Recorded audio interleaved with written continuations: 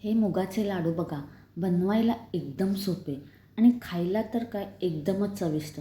तुम्ही बेसनाचे लाडू तर नक्की खाल्ले असतील, पण असे मुगाचे लाडू एकदा नक्की करून बघा. नमस्कार, सानिकाच किचनमध्ये तुमचं स्वागत आहे. आज आपण मुगाचे लाडू कसे बनवायचे ते बघणार आहोत आणि हे लाडू बनवायला एकदम सोपे आणि खायलासुद्धा एकदम चविष्ट आहेत. चला तर मग लगेचच व्हिडिओला सुरुवात करूया. मुगाचे लाडू बनवण्यासाठी इथे मी 1 वाटी अख्खे हिरवे मूग घेतले. आता हे मूग आपल्याला भाजून घ्यायचे. त्यासाठी गॅसवर कढई ठेवली, त्याच्यामध्ये आपल्याला हे मूग घालायचे. आता मंद आचेवर आपल्याला हलकासा लाल रंग येईपर्यंत हे मूग चांगले भाजून घ्यायचे. आपल्याला मोठ्या आचेवर हे मूग भाजायचे नाही आहेत, मंद आचेवर भाजून घ्यायचे.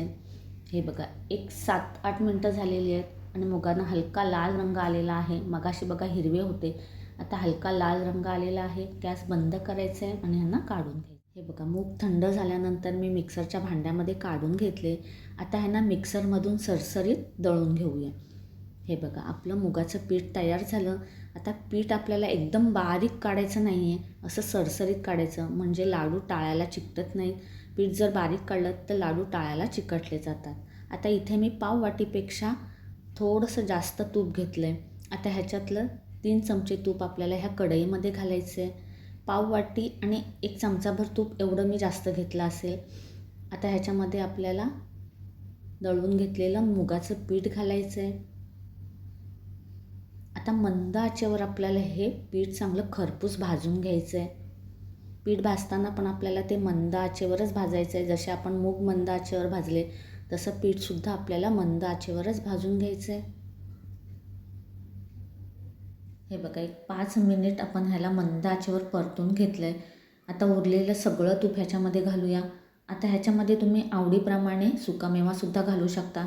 आता मी ह्याच्यामध्ये थोडे काजूचे तुकडे घातले, पण सॉरी, तो व्हिडिओ माझ्याकडून कट झाला. आता तूप घातल्यानंतर एक 5 मिनिट आपण ह्याला परतायचं आहे आणि मग ह्याच्यामध्ये सुकामेवा घालायचं आहे आणि नंतर सुकामेवा घातल्यानंतर 2-3 मिनिट परत ह्याला परतून घ्यायचं आहे. हे बघा, एकूण मी 7 ते 8 मिनिट ह्याला चांगलं मंद आचेवर परतून घेतलं आहे आणि ह्याला हलकासा लाल रंग आलेला आहे. आता आपल्याला गॅस बंद करायचं आहे आणि ह्याला थोडंसं थंड करून घ्यायचं आहे. संपूर्ण थंड करायचं नाही आहे, अगदी थोडंसं थंड करून घ्यायचं आहे. मिश्रण आपलं थोडंसं थंड झालं आणि थंड झाल्यानंतर बघा ते थोडं आळलं गेलं आहे. मगाशी गरम असताना मिश्रण केवढं पातळ दिसत होतं. आता आपल्याला ह्याच्यामध्ये गूळ घालायचं आहे. 1 वाटी मुगासाठी मी अर्धी वाटी बारीक चिरलेला गूळ घेतला. आता गुळाचं प्रमाण तुम्ही आवडीप्रमाणे कमी जास्त करू शकता. आता गूळ इथे मी चिरून घेतलेला आहे, तुम्ही किसून घेतलात तरीसुद्धा चालेल. आता गूळ ह्याच्यामध्ये चांगला मिक्स करून घेऊया. हे बघा, हे चांगलं एकजीव करून झालं आहे.